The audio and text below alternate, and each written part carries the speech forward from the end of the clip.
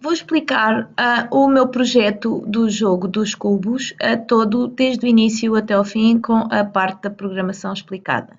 Eu vou colocar também o meu jogo para que possam consultar todo o código na plataforma, está bem? Vou partilhar convosco, mas vou explicar todo o código já de seguida. Uma das coisas que eu estou a reparar que está a dar mais confusão é atribuir código a botões. Se repararem, o código iniciar, que já vou passar a explicar, está no meu painel.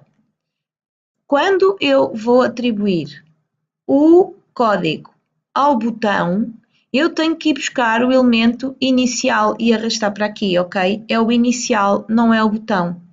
É por isso que algumas pessoas não estão a conseguir ir buscar o código. Mas vamos ver o código iniciar. A única coisa que ele faz é iniciar uma cena, está bem? Agora vamos ver o código sair, que está no meu final, na minha última cena. Não se esqueçam que no build as cenas têm que estar por ordem, dá para arrastar, para organizar. Portanto, elas têm que estar por ordem início, primeira, segunda, fim. Vamos ver então o fim. Tem um ecrã inicial, que está lá o código sair. Depois tem um botão, nesse botão chama o objeto inicial e depois é que aparece o código para eu poder atribuir, está bem? A única coisa que faz o meu sair é sair da aplicação. Portanto, eu vou fechando o código à medida que vamos vendo para não estar a arranjar muita confusão. Primeira cena. Então, o que é que nós temos? Primeiro que tudo, temos o controlador de jogo. O controlador de jogo, o que é que faz? Eu, porque vos vou partilhar convosco o meu jogo, eu tive o cuidado de, se não perceberem alguma coisa que eu estou agora a explicar, tive o cuidado de ir comentando algumas partes do código que considerei mais, talvez um pouco mais confusas ou que as minhas razões não são muito claras. Então, têm aqui as explicações, está bem? Aqui a única coisa que faz é ligar aquele painel que estava, cada vez que nós ganhamos aparece a dizer que terminou o nível, está bem? E quando nós não ganhamos e é despoltado, a função acabou, a única coisa que faz é esperar um bocadinho de tempo, está bem? 2 floats, explicar, perder 2, podia ser 1, podia ser 3, faz a função perder. O que é que faz a função perder? Vai a uma variável estática, e estática que é para continuar sempre de nível para nível a manter os mesmos pontos, se não colocarmos a 0, se não perder, e portanto vai colocar essa variável a 0, os contados que é estática a 0, que é para quando se perde a pontuação não continuar sempre, não é? Pronto. Agora vamos ver que mais é que nós temos. Portanto, este é o código também, não tem qualquer problema, que é o código que faz com que a nossa câmara siga sempre o nosso jogador, está bem? Com uma certa distância do tipo vetor 3. Vocês recordam-se disto, penso que não há grandes dúvidas. Eu criei um vetor 3, criei uns valores para a distância, podia alterar aqui e a minha câmara passou a seguir. Vamos ver o que é que acontece com o pontuar.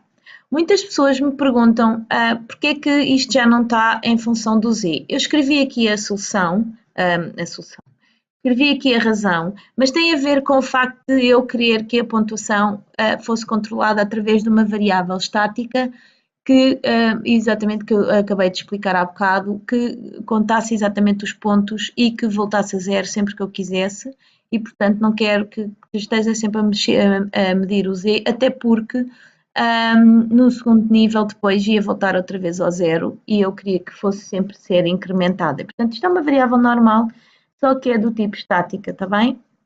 E depois aqui esta parte vocês já perceberam, penso que todos perceberam, que é transformar uma variável numérica em string e colocá-la no objeto de interface com o utilizador do tipo texto que eu chamei pontos. Depois, a parte aqui o ir próximo, vamos fazer o fim de nível e o ir próximo. O fim de nível é despoltado na animação e faz chamar o ganhou, ok? E aliás, ao contrário, o ganhou é chamado e faz chamar a animação, e este é colocado na animação, no final da animação, e vais mudar de cena, ok? Podia pôr aqui cena 2 ou cena 1, mas assim é sempre igual e avança, ok? Vamos ver então o meu colidir e o meu movimento. Vamos passar ao movimento. Muitas pessoas perguntaram porque é que eu usei a opção Fixed Update.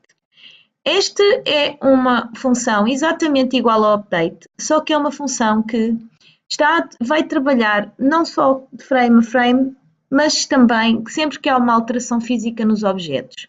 O que é que eu utilizei? Não era obrigatório que vocês usassem, não falei sobre isso. Foi só para tornar o meu jogo mais fluido e o movimento dos objetos mais subtil.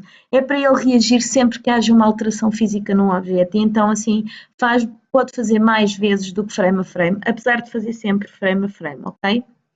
O mesmo se passa com a questão que também colocaram da utilização do time delta time. Eu não queria que o movimento fosse em função da frame, para não ser um movimento tão rígido, mas sim em função de segundos. Então, esta função não era obrigatória, não era necessário que colocassem. Eu só coloquei porque fiz investigação, vocês poderão fazer o mesmo, podem adicionar o que quiserem aos vossos jogos, não tem que ser exatamente igual ao que eu fiz, está bem? E tornei o meu jogo mais subtil. Eu não sei se perceberam esta parte aqui. Basicamente, eu estou a controlar se o jogador está em cima do chão. Se ele estiver em cima do chão, ele vai continuar sempre a adicionar uma força e a movimentar-se para a esquerda e para a direita. Mas se por acaso ele estiver a cair, então aí ele vai acabar o jogo, vai tocar o som de queda e isto é muito importante aqui, vai parar as funções de somar e a própria função de movimento. A função de somar é a função de pontuar, ok? Esta variável somar vai chamar a função pontuar. Basicamente, eu quero que ele pare de contar pontos e quero que ele pare de fazer movimento assim que cair ou assim que colidir, que é para não continuar a fazer o código e aparecer o ecrã de iniciar e ainda só ouvir o som, por exemplo, de ele a cair, porque primeiro bate e depois nós deixamos de ver o cubo e continua a cair. Não sei se isso está a acontecer convosco. O que eu estou a fazer é precisamente garantir que isso não aconteça. E finalmente, vamos ver o colidir. O colidir é exatamente em relação aqui à queda, é exatamente a mesma coisa, só que ele vai verificar a colisão. Eu já expliquei várias soluções, tanto nos fóruns como eu penso que num vídeo, várias soluções para resolver aquele problema do colidir e verificar se o código está a colidir com as paredes. Eu já usei várias versões de código, precisamente para vos mostrar que vocês podem optar por qualquer uma, desde que funcione, obviamente, não é? Então, o que eu fiz foi cada uma das paredes, eu dei um tag novo chamado parede e referenciei o tag aqui no código para verificar se o objeto com o qual eu estou a colidir tem o nome o tag de parede, tem alcunha de parede. Se tiver, eu vou, tal como no movimento e como explico aqui, parar as funções de andar e somar, portanto, andar e somar são as funções de movimento e pontuar, e vou tocar o som de colisão. E vou também chamar do controlador a função acabou. Espero que tenha sido clara. Entretanto, também, como já referi, vou deixar todo este projeto disponível na plataforma.